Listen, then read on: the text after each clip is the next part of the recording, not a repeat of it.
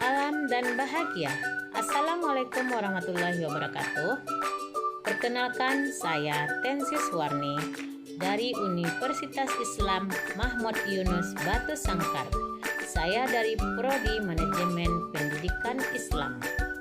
Saya akan memaparkan makalah saya tentang pendekatan dalam perencanaan pendidikan. Pendekatan dalam perencanaan pendidikan. Perencanaan pendidikan adalah suatu kunci pembangunan negara di mana memastikan tujuan pendidikan tercapai secara efisien dan efektif untuk menuju Indonesia emas. Mengapa perencanaan pendidikan itu penting? Karena perencanaan pendidikan yang cermat sangat penting untuk menghasilkan sumber daya manusia yang berkualitas tinggi. Proses sistematis ini membentuk program pendidikan berdasarkan data, analisis, dan proyeksi yang akurat.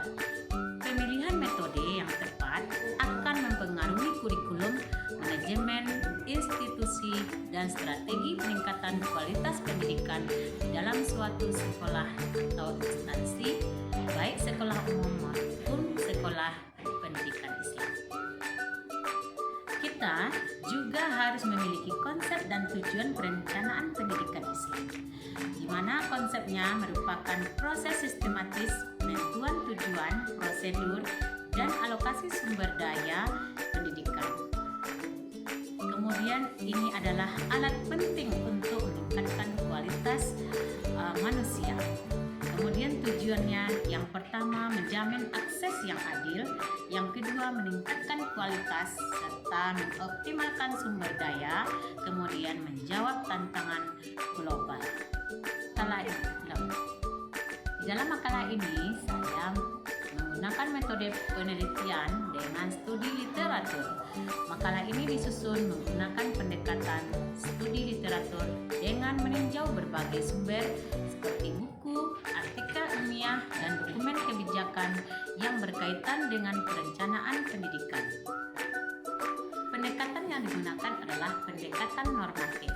Yang pertama, fokus menekankan standar, tujuan, dan prinsip pendidikan seperti konstitusi dan visi nasional.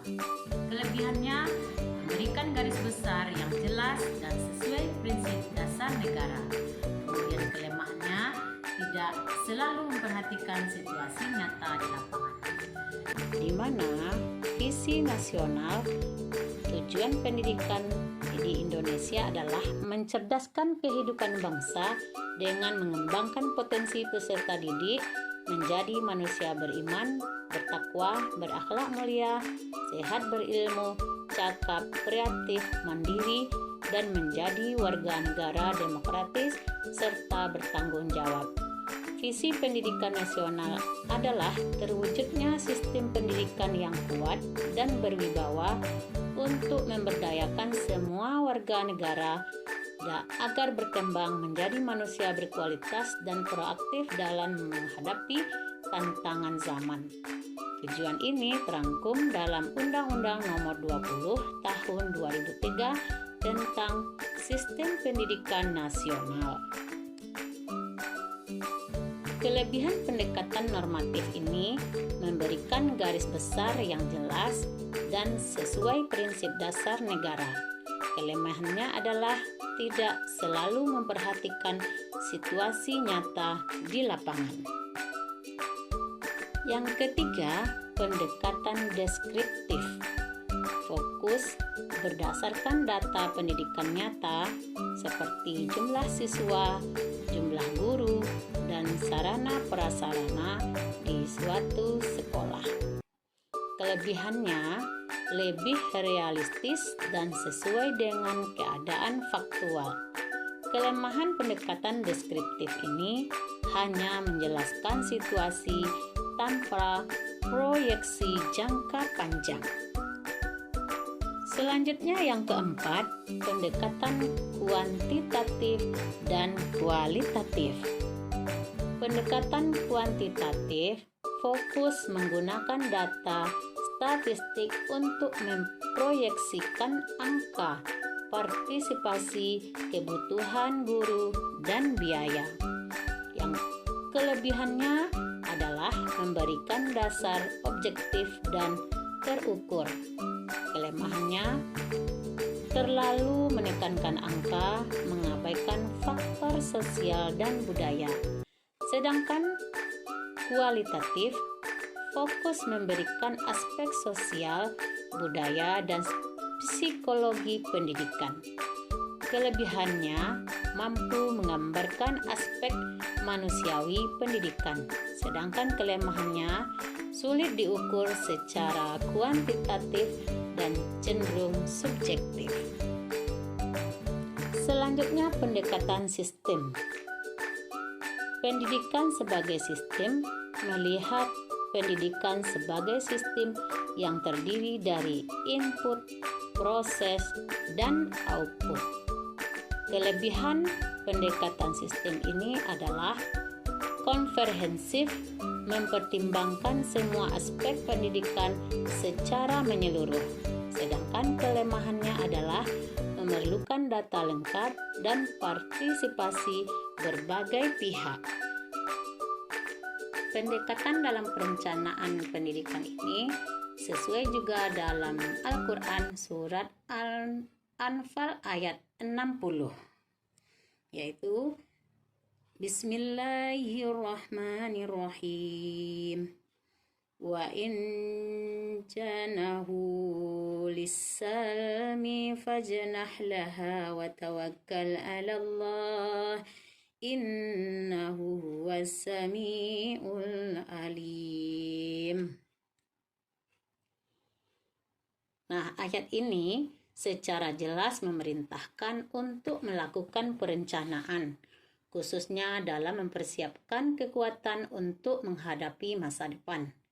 Dalam konteks pendidikan, ini berarti merencanakan penanaman keimanan dan kekuatan diri secara menyeluruh untuk menghadapi tantangan. Kemudian juga dijelaskan surat Al-Asr ayat 18 yang bunyinya A'udzu billahi minasy syaithanir rajim. Bismillahirrahmanirrahim. Ya ayyuhallazina amanu taqullaha wattanzur nafsum ma qaddamat lighad. Wattaqullaha innallaha kabirum bima ta'malun. Shadaqallahul azim. Dalam manajemen pendidikan, ayat ini sangat relevan untuk mempersiapkan visi dan misi lembaga serta menyesuaikan dengan perkembangan zaman dan teknologi. Nah, dapat kita simpulkan pendekatan dalam perencanaan pendidikan terintegrasi di dalam pendekatan untuk perencanaan optimal. Berbagai pendekatan yaitu normatif, deskriptif, kuantitatif, kualitatif, dan sistem memiliki karakteristik unik untuk perencanaan yang komprehensif, realistis, dan aplikatif. Menggabungkan pendekatan sangat disarankan. Ini akan meningkatkan kualitas pendidikan dan menghadapi tantangan global. Demikianlah pemaparan kami tentang pendekatan dalam perencanaan pendidikan. Semoga bermanfaat dan terima kasih. Salam dan bahagia. Assalamualaikum warahmatullahi wabarakatuh.